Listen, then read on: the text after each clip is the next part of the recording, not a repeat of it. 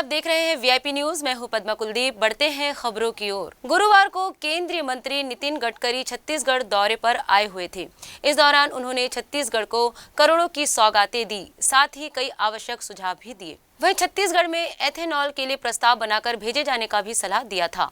उनकी इस सलाह को लेकर सीएम भूपेश बघेल का बयान भी सामने आया है। उन्होंने बताया कि 3 साल पहले ही इसे लेकर प्रस्ताव दे दिया गया है। गन्ने और मक्के से एथेनॉल बनाए जाने वाले प्लांट जो लग रहे हैं, लेकिन धान से एथेनॉल बनाए जाने वाले प्लांट की जरूरत छत्तीसगढ़ को है। इस दौरान उन्होंने केंद्र सरकार पर हमला भी बोला। वहीं सीएम बघेल के जवाब में सांसद सुनील सोनी ने प्रदेश में एथेनॉल के कोई भी काम नहीं होने की बात कही और प्रदेश सरकार पर भ्रम फैलाने का आरोप भी लगाया। अभी जब अनुमति अब ये जो 22 रुपये अभी दे रहे हैं इतना उसको, उसके बाद भी नहीं ले रहे हैं। हम कह रहे हैं कि हमको अनुमति दीजिए, धान से रेट तय कर दीजिए। ये कहते हैं कि कनकी से अनुमति दे दो। कनकी से अनुमति देंगे तो मार्केट से खरीदेगा। उससे जो भारत सरकार और राज्य सरकार को इससे कोई रिलीफ नहीं मिलने वाला। दूसरी बात ये है कि उससे किसानों को भी कोई लाभ नहीं मिलने वाला, क्योंकि मार्केट में 13-14 रुपये में धान मिल रहा है। 12 उत्तर प्रदेश और बिहार जैसे चल रही तो 10 और 1100 कीमत है। तो उससे किसान को क्या फ़ायदा मिलने वाला है? यदि राज्य सरकार जो खरीदती है और समर्थन मूल्य से यदि उनको उपलब्ध कराया जाए तो निश्चित रूप से इथेनॉल के उद्योगपति को भी एक निश्चित राशि मिलेगी, उसको भी लाभ मिलेगा, उद्योग खुलेंगे। दूसरी बात यह है कि राज्य सरकार और केंद्र सरकार को जो भार पड़ रहा है वो भार जो व्यवसाय में पड़ रहा है, और राज्य सरकारों को यदि भारत सरकार चावल लेकर रहती है तो राज्य सरकारों को घाटा होती है, तो इससे भी बचत होगी। और तीसरा सबसे बड़ी बात है, हमारे अन्नदाता को दाम मिलेगा। ये सबसे बड़ी बात है। कौन सा प्रस्ताव भेजा? कल तो गडकरी जी ने कहा है कि इथेनॉल की तरफ जो है वो राज्य सरकार जाए, उसकी आय बढ़ेगी, किसान जो है वो अन्न उत्पादन के साथ में जो है ऊर्जा का उत्पादक भी बनेगा। कहाँ है ये?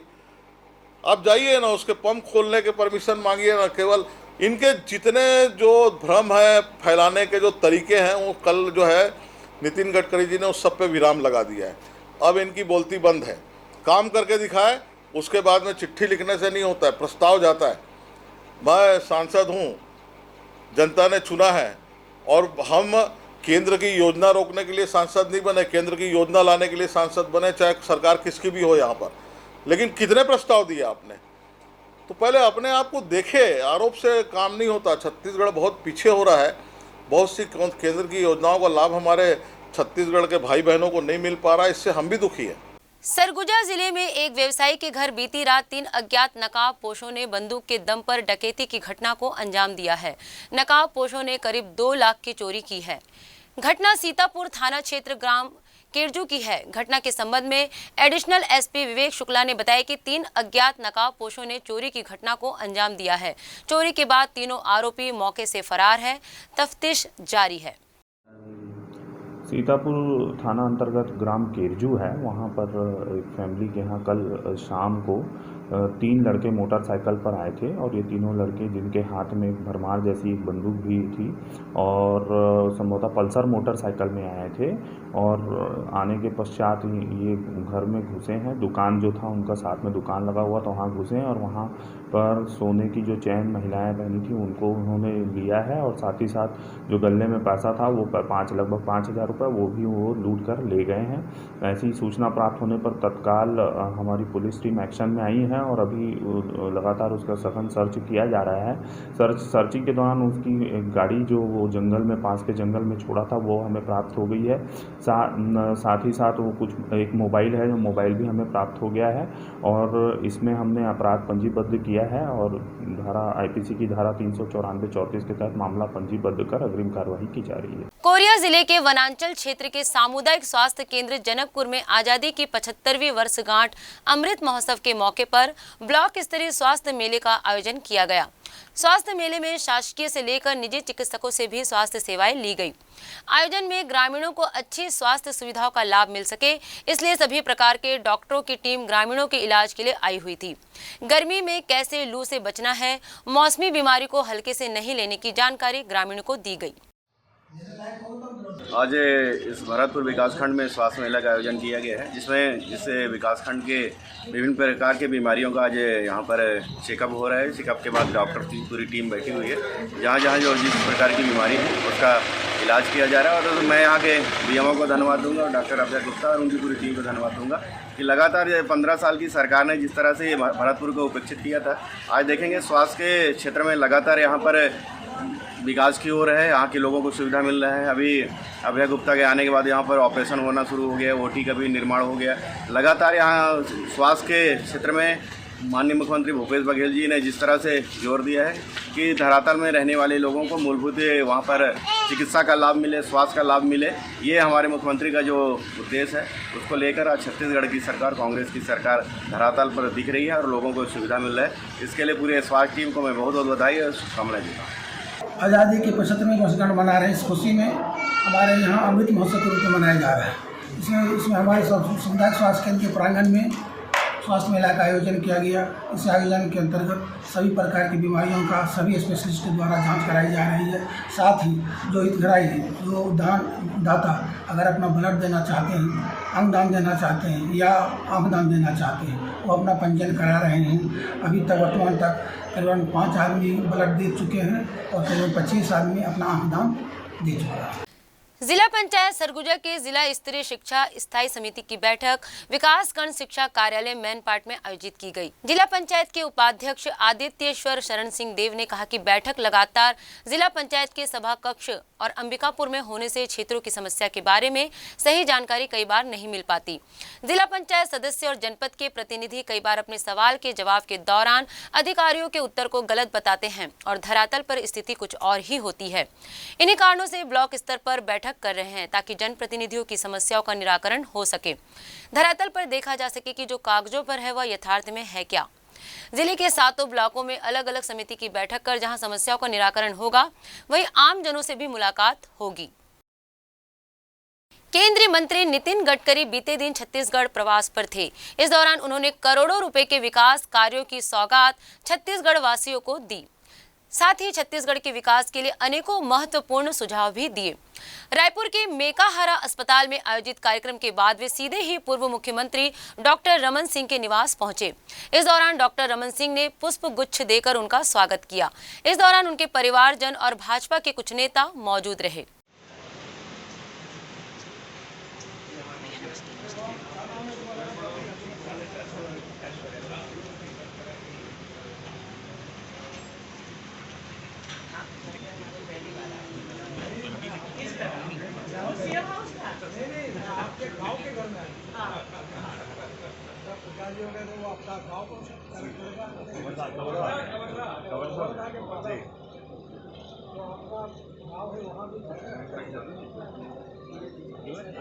राजधानी रायपुर में कल देर रात मौसम ने अचानक ही करवट ले ली और आधी रात को ही अचानक आंधी और गरज चमक के साथ तेज बारिश शुरू हो गई। इस बारिश और आंधी के चलते शहर के कई इलाकों में पेड़ और बड़े होर्डिंग्स तक गिरने की खबर सामने आई है। बता दें कि गर्मी की शुरुआत के बाद राजधानी रायपुर में ये पहली बारिश हुई है। इससे पहले पिछले 2 दिनों से बस्तर संभाग में जमकर बारिश हुई थी।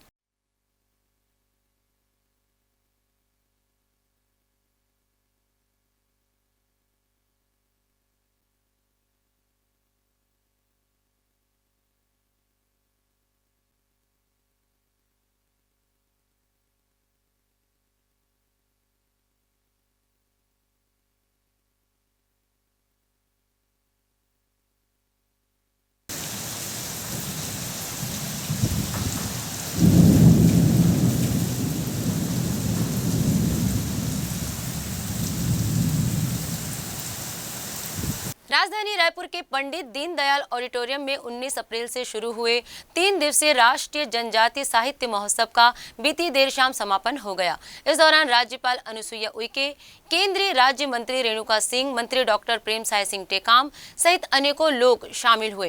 कार्यक्रम के अंतिम दिन अनेकों कलाकारों ने आकर्षक प्रस्तुति दी। वहीं आकर्षक नाट्यों ने जनता का दिल जीत लिया। समापन कार्यक्रम में पहुंचे राज्यपाल अनुसुईया उइके ने कार्यक्रम की तारीफ करते हुए जनजातियों की साहित्य को संरक्षित करने राज्य सरकार द्वारा किए जा रहे इन प्रयासों को सराहनीय बताया।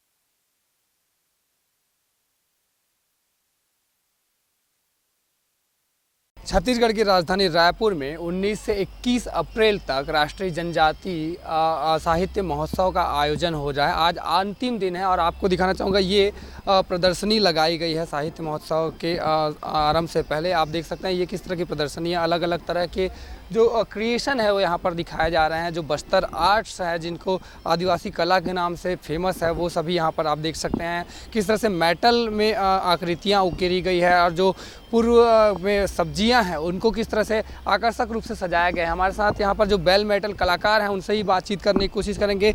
किस तरह से आप आकृतियाँ जो है तमाम बनाते हैं, कितना मेहनत लगता है, कितना समय एक आकृति को बनाने में? ये जो मेटल का काम होती है शिल्पकार में सबसे ज़्यादा मेहनत और लागत की ज़्यादा ज़रूरत पड़ती है इसमें। ये एक आइटम बनाने में इससे 15 से 16 प्रोसेस से गुजरना पड़ता है, तब जाके एक आइटम तैयार हो जाता है। कोई भी चीज़ हो। कितना समय लगता है इस पूरे ही एक आइटम को तैयार होने में? तो एक चीज़ को बनाने में 15 या 16 बार इसको छूना पड़ेगा, तब जाके तैयार होगा। सरकार द्वारा लगातार योजनाएं जो लागू की जा रही हैं, आप लोग के उत्थान के लिए जो योजनाएं लागू की जा रही हैं उनको लेकर क्या कहना? तो ऐसी योजनाएं लागू आगे भी चलते रहें तो कलाकारों का हौसला जो है बढ़ते रहेगा। ऐसे लोगन से तो बहुत कुछ मिला थे कि लोगन मन जब देखा थे तो मन हाँ बहुत तारीफ ही करा थे कि इतना नया कुछ देखे कि मिला थे करके बोला थे। और अभी तक हम मतलब कम से कम 10 फ्रेम बेच चुके हैं। कितना समय लगता है इन सब चीज़ों को? एक तो लगता है 2 घंटा लगता है एक बनाने में, तो ये वाला 2 घंटा तक लगता है बनाने में।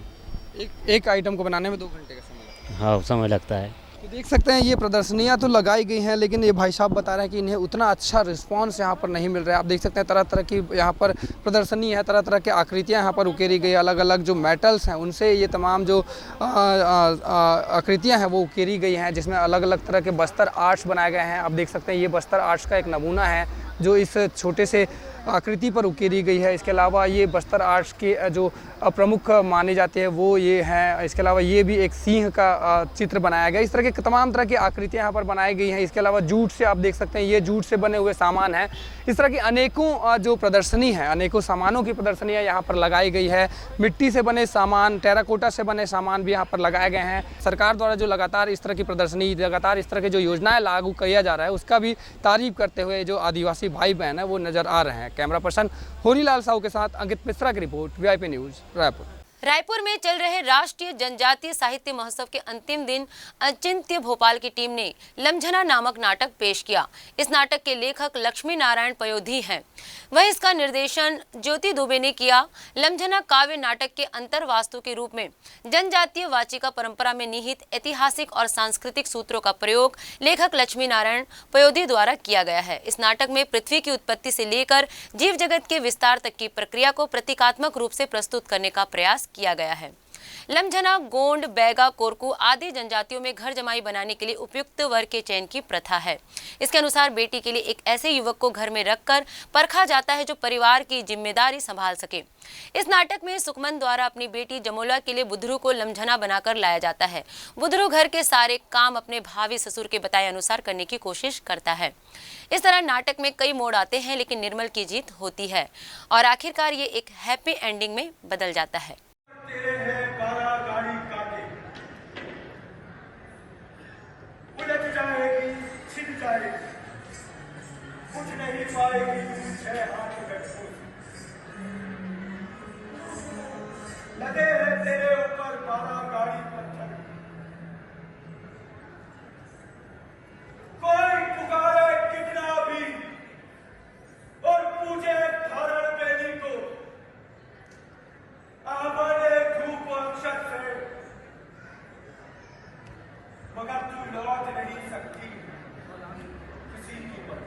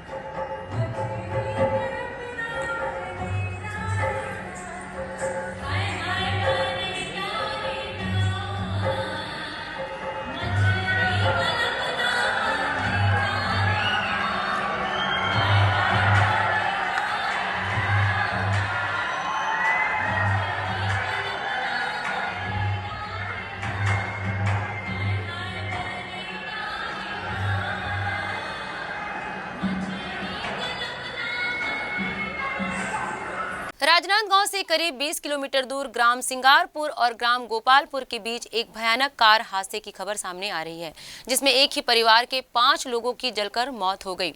बताया जा रहा है कि खैरागढ़ निवासी सुभाष कोचर अपनी पत्नी और 3 बेटियों के साथ ऑल्टो कार से बालोद में पारिवारिक शादी अटेंड कर खैरागढ़ लौट रहे थे।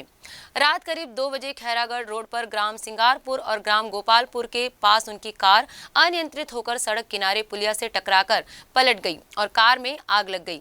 किसी को भी बचने का कोई मौका नहीं मिला और कार में सवार जैन दंपत्ति सहित उनकी 3 बेटियों की कार के भीतर ही जलकर मौत हो गई। सूचना के बाद मौके पर पहुंची पुलिस ने कार के भीतर से शवों को निकालकर पोस्टमार्टम के लिए भेज दिया है।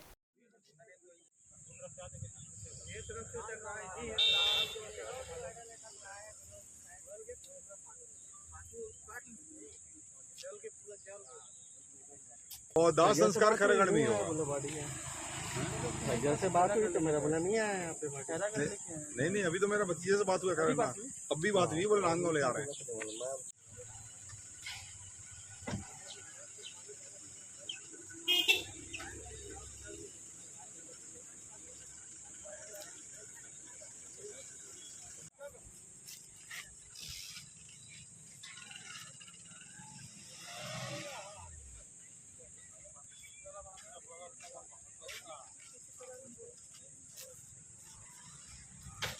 हमारे परिवार के लोग थे, हमारे दामाद थे, ये बालोद से शादी अटेंड करके वापस खैरागढ़ आ रहे थे। खैरागढ़ आने से रात में फिर कैसा क्या हुआ, गाड़ी पलटी हो गई और पूरे जल के 5 लोग थे। 3 मेरी भांजी थी, 1 मेरी बहन थी, 1 दामाद जी थे। दामाद जी खुद चला रहे थे, बाकी इतनी जानकारी है। क्या उम्र रही होगी? उम्र दामाद जी की उम्र करीब समझ जाओ 55 साल और सिस्टर की उम्र 51 साल और जो हमारे भांजी है ना, एक का 20 साल, एक का 25 साल और एक शादीशुदा वो 30 साल की। एक भांजी की शादी 2-3 तारीख को थी, उनका तिलक 2-3 मई को था, उनका तिलक था 25 तारीख को। तो तिलक की तैयारी के हिसाब से ये लोग रात में शादी से जल्दी लौट रहे थे।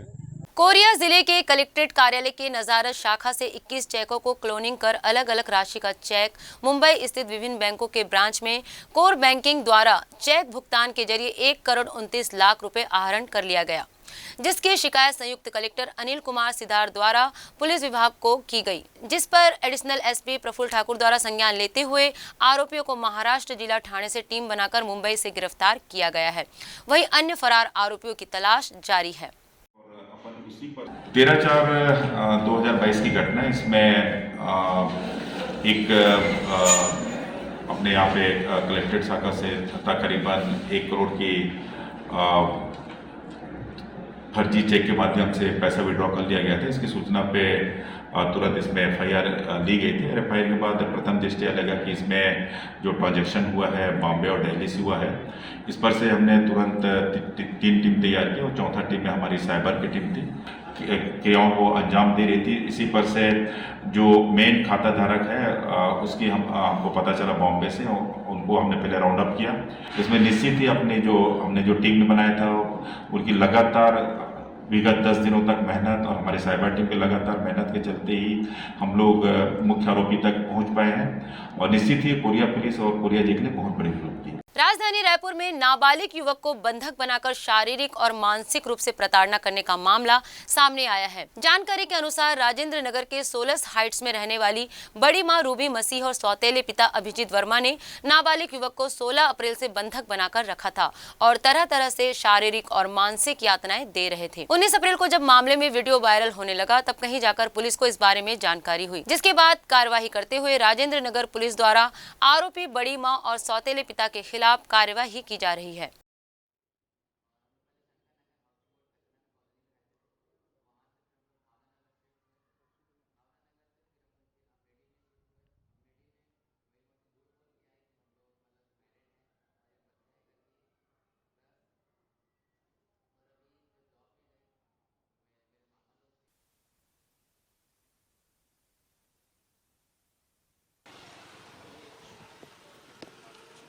ये सोलर हाइट्स की कॉलोनी वाले 19 तारीख की रात को एक वीडियो वायरल व्हाट्सएप में किए थे कि एक बच्चे को ब्लॉक D 503 के क्वार्टर में रहने वाले बच्चे को बंधक बना के रखे हैं और उनका फ़ोटो भी वायरल किए थे जिसकी तस्दीक किया गया।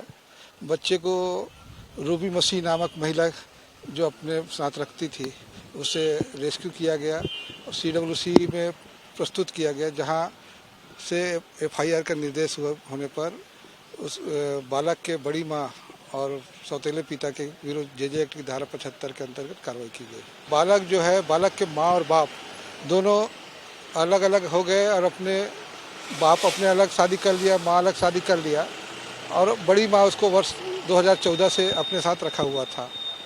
अभी 3 महीने से सोलर हाइट्स में आके किराए में रह रहे थे। छत्तीसगढ़ी फिल्म इश्क मां रिश्क है शुक्रवार 22 अप्रैल यानी आज से राज्य के सभी सिनेमा घरों और मल्टीप्लेक्स में रिलीज हो गई है।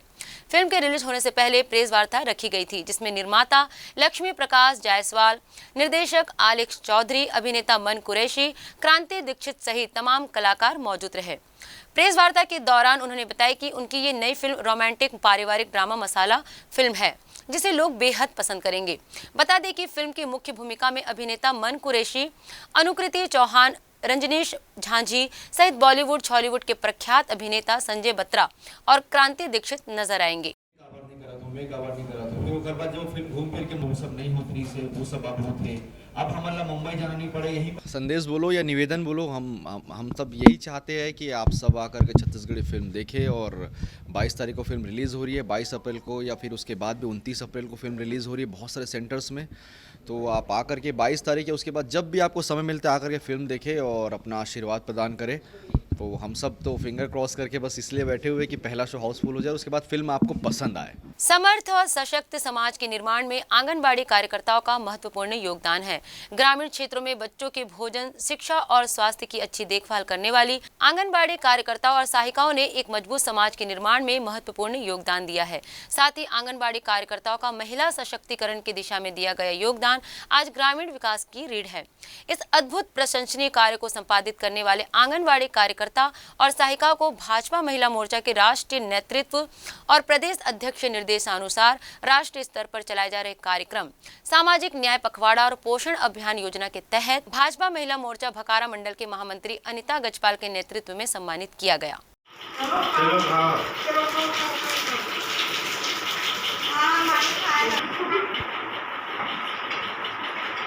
इस बुलेटिन में फिलहाल इतना ही। देखते रहिए VIP न्यूज। नमस्कार।